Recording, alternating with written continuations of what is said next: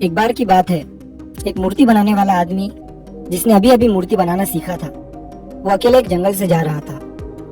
जंगल में उसे एक बड़ा सा पत्थर दिखता है। वो आदमी उस पत्थर को देखकर ये सोचता है कि क्यों ना मैं इस पत्थर से भगवान की एक खूबसूरत मूर्ति बना लूं। उस आदमी ने अभी अभी मूर्ति बनाना सीखा था, तो वो बहुत ही उत्सुक था मूर्ति बनाने के लिए। इसीलिए उसे जो भी अच्छा सा और बड़ा सा पत्थर दिखता, वो उसे मूर्ति बनाने के बारे में सोचता।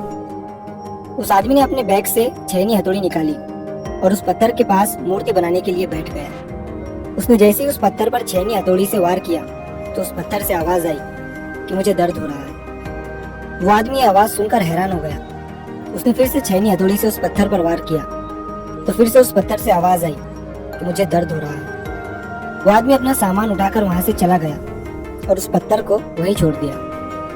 थोड़ा आगे जाने के बाद उसे एक और बड़ा सा पत्थर दिखा। उसने फिर से उस पत्थर को मूर्ति बनाने का सोचा और अपना सामान निकालकर उस पत्थर पर वार करने लगा। उस पत्थर को भी दर्द हो रहा था, लेकिन वो पत्थर चुप रहा और दर्द को सहता रहा। थोड़ी देर के बाद उस मूर्ति बनाने वाले ने उस पत्थर से एक खूबसूरत मूर्ति बना दी। मूर्ति बनाने के बाद वो उसे वहीं छोड़कर आगे चला गया।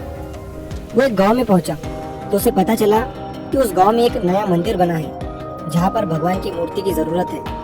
तो उस मूर्ति बनाने वाले ने उस गांव के लोगों से कहा कि मैंने अभी अभी जंगल में एक भगवान की खूबसूरत मूर्ति बनाई है। तुम कुछ लोग मिलकर जंगल में जाओ और उस मूर्ति को इस मंदिर में स्थापित कर दो।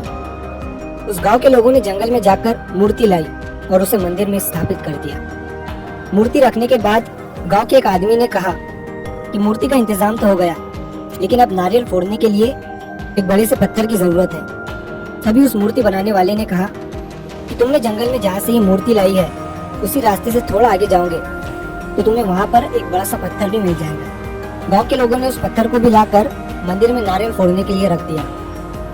एक दिन रात के समय मूर्ति और पत्थर आपस में बात कर रहे थे।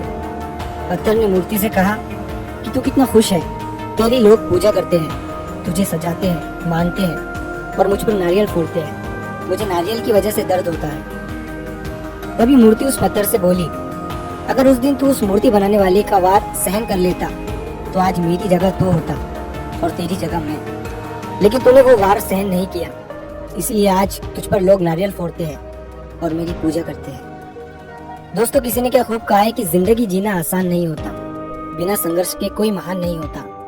जब तक न पड़े हथौड़ी की चोट तो पत्थर भी भगवान नहीं होता। इसीलिए जब भी आपको लगे कि आपकी जिंदगी में बहुत ज्यादा दर्द है, तकलीफ है, परेशानी है, तो समझ जाइए कि इन्हीं दर्द और तकलीफ से आप में बदलाव होगा और इसके बाद आपके लिए एक बड़ा सा मीठा वाला फल इंतजार कर रहा है।